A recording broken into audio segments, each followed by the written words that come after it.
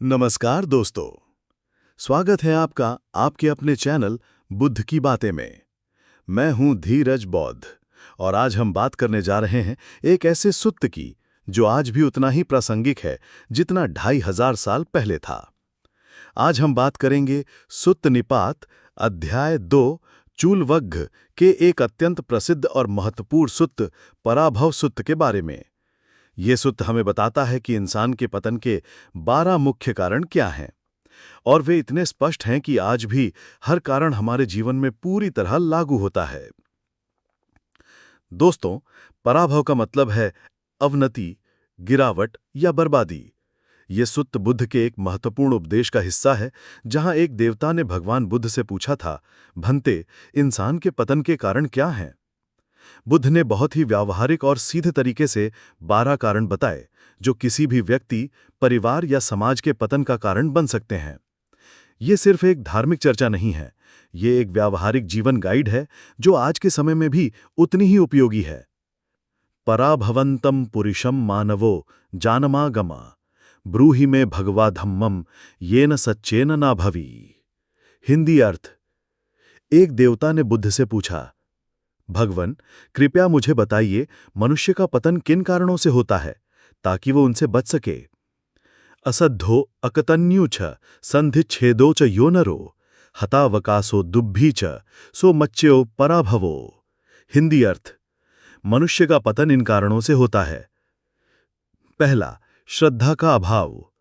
दूसरा, उपकार भूलना यानी कृतघ्न होना।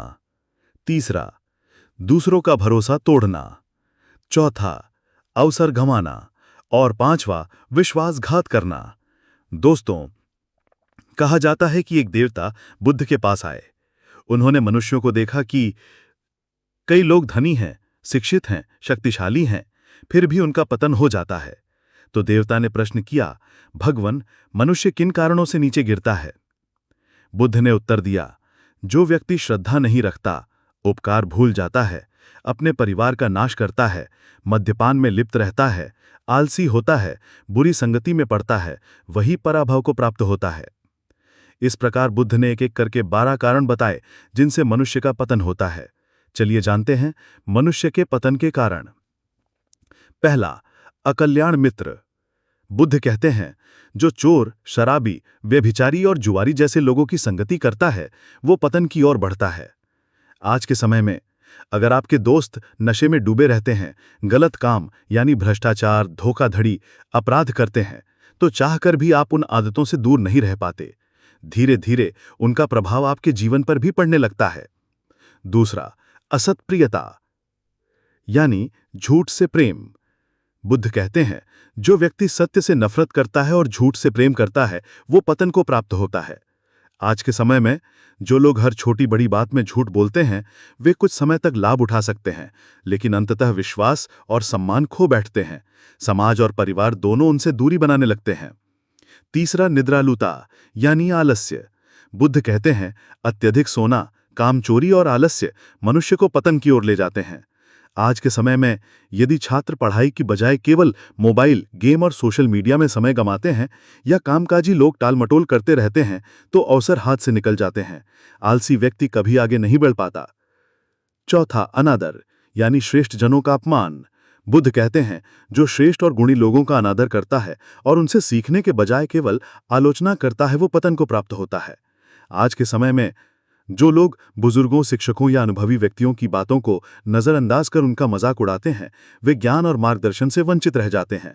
परिणाम स्वरूप वे जीवन की गलतियां दोहराते रहते हैं। पांचवा, मातृपितृ अनादर। बुद्ध कहते हैं कि जो अपने वृद्ध माता पिता की उपेक्षा करता है या उनका अपमान करता है, वो जीवन में कभी सफल नहीं हो सकता। आज के समय में कई लोग करियर और सुविधा की दौड़ में माता पिता की सेवा करना भूल जाते हैं। उनका तिरस्कार करने से जीवन में शांति और सुख नहीं टिकते। माता पिता का आशीर्वाद ही सच्चा धन है। छठवां, श्रमण ब्राह्मण वंचना। बुद्ध कहते हैं, जो धार्मिक व्यक्तियों, साधु संतों या धर्मगुरु को धोखा देता है, उनसे कपट करता है, वो पतन की ओर जाता है। आज के समय में जो लोग धर्म या सेवा के नाम पर दिखावा करके साधु संतों को ठगते हैं या उनकी निष्ठा का गलत लाभ उठाते हैं, वे समाज और आत्मा दोनों के प्रति अपराध करते हैं। सातवां, अत्यधिक धन का मोह। बुद्ध कहते हैं, सिर्फ धन होना बुरा नहीं है, लेकिन धन के लिए अनुचित साधन अपनाना, कंजूसी करना और लोभ में अंधे होना पतन का कारण है। आज के समय में रिश्वतखोरी, धोखाधड़ी, लालच और दूसरों का हक मारकर धन कमाना अंत में जीवन को संकट और बदनामी में धकेल देता है। लोभी व्यक्ति कभी संतोष नहीं पा सकता। 8वां, कुलीन अहंकार। बुद्ध कहते हैं कि जो अपने कुल, जाति या खानदान का अभिमान करके दूसरों को नीचा दिखाता है, वो भी पतन को प्राप्त होता है। आज के समय में जो लोग अपनी जाति, परिवार या सामाजिक पद का घमंड करके दूसरों को तुच्छ समझते हैं, वे असली इंसानियत और समानता खो देते हैं। अहंकार का परिणाम हमेशा अकेलापन और पतन ही होता है। 9वां, सुरापान यानी शराब और नशा। बुद्ध कहते हैं मद्यपान और नशा मनुष्य को पतन की ओर ले जाता है। आज के समय में अल्कोहल, ड्रग्स और अन्य नशे न केवल शरीर और मन को कमजोर करते हैं, बल्कि परिवार, संबंध और करियर को भी नष्ट कर देते हैं। 10वां, परदार गमन यानी व्यभिचार।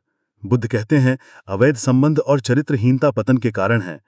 आज के समय में विवाह या संबंधों में विश्वासघात करना, अवैध संबंध रखना न केवल परिवार को तोड़ता है, बल्कि सामाजिक अपमान और आत्मग्लानि भी लाता है। 11वां, द्यूत क्रीड़ा यानी जुआ। बुद्ध कहते हैं जुआ खेलना मनुष्य को बर्बाद कर देता है। आज के समय में चाहे वो कार्ड, सट्टा, लॉटरी या ऑनलाइन बैटिंग हो, ये धीरे धीरे धन, समय और मानसिक शांति को नष्ट करता है। 12वां, कुसंग यानी बुरी संगति। बुद्ध कहते हैं बुरी संगति सबसे बड़ा पतन का कारण है। आज के समय में यदि हम नकारात्मक सोच रखने वाले, गलत काम करने वाले और आलसी लोगों के साथ रहते हैं, तो उनका असर हम पर भी पड़ता है। जैसा संग वैसा रंग। दोस्तों, बुद्ध के बताए ये 12 पतन के कारण हमें ये सिखाते हैं कि सही मित्रता करें, सत्य का पालन करें, परिश्रम और विनम्रता अपनाएं, माता पिता और श्रेष्ठ जनों का आदर करें, धन का सही उपयोग करें, नशा, व्यभिचार, जुआ और बुरी संगति से बचें। यही जीवन को उन्नति, शांति और सुख की ओर ले जाने का मार्ग है। अब बात करते हैं कि पराभव सूत्र आज के समय में क्यों प्रासंगिक है। पहला, सोशल मीडिया युग में बुरी संगति। पहले बुरी संगति केवल प्रत्यक्ष मित्रता तक सीमित थी, लेकिन आज ये ऑनलाइन भी है। गलत इन्फ्लुएंसर्स को फॉलो करना, हिंसक या भ्रमित करने वाला कंटेंट देखना, ट्रेंड के नाम पर गलत चीजें अपनाना, ये सब कुसंगति के आधुनिक रूप हैं। दूसरा, आधुनिक व्यसन। मोबाइल एडिक्शन, बिना कारण घंटों स्क्रॉल करना, नींद और पढ़ाई, करियर और स्वास्थ्य पर भारी पड़ता है। गेमिंग एडिक्शन, पढ़ाई, करियर और स्वास्थ्य पर भारी पड़ता है। पॉर्न एडिक्शन, मन और संबंधों को कमजोर करता है, वास्तविक रिश्तों से दूर करता है। ऑनलाइन शॉपिंग एडिक्शन, अनावश्यक खर्च और मानसिक असंतोष को जन्म देता है। ये सब नशे की तरह ही पतन का कारण बनते हैं। तीसरा, पारिवारिक मूल्यों की गिरावट। माता पिता की उपेक्षा करना, उन्हें ओल्ड एज होम में भेज देना, उनके प्रति तिरस्कार रखना, ये मातृपितृ अनादर का आधुनिक रूप है। परिवार और समाज का आधार ही आपसी सम्मान और सेवा है, जिसे खोना पतन की निशानी है। चौथा, करियर में अनैतिकता। झूठ बोलना, रिश्वत लेना देना, भ्रष्टाचार, धोखाधड़ी और शॉर्टकट्स अपनाना, ये सब असत्य और धन मोह का ही रूप है। दिखावे की सफलता भले मिले, पर भीतर से जीवन असंतुलित और भयग्रस्त हो जाता है। दोस्तों, बुद्ध का पराभव सूत्र केवल प्राचीन समय के लिए नहीं था, बल्कि ये आज के सोशल मीडिया, टेक्नोलॉजी और आधुनिक जीवन की चुनौतियों के बीच भी उतना ही प्रासंगिक है।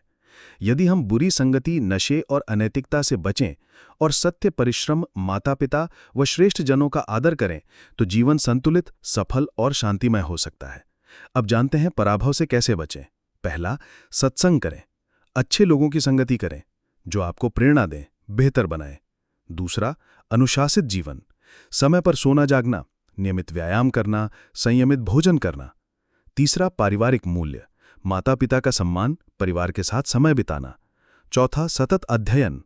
अच्छी किताबें पढ़ना, ज्ञानवर्धक कंटेंट देखना। पांचवा, आध्यात्मिक अभ्यास। ध्यान, प्रार्थना या धर्म चर्चा, जो भी आपको शांति दे। छठा, ईमानदारी कमाई। मेहनत और ईमानदारी से कमाना, दूसरों को धोखा न देना। आज से ही शुरू करें। पहला, संगति की जांच करें। अपने दोस्तों की लिस्ट बनाएं। देखें कि कौन आपको बेहतर बनाता है, कौन बिगाड़ता है। नकारात्मक लोगों से दूरी बनाना शुरू करें। दूसरा, आदतों की समीक्षा करें।